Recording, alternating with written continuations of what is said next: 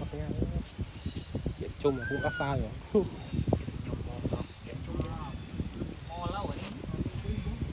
vậy đi chia thôi từ một bọn đi ăn chạy đi ở dưới tủ đi bóc hơi lâu á lâu anh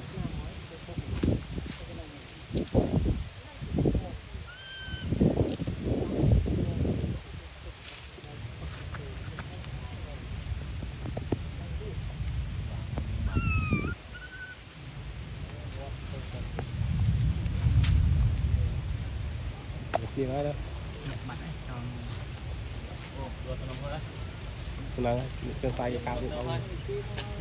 không bao nhiêu cái cao là chân phá này nè cái cao này trọng là thịt ngày là chắc đấy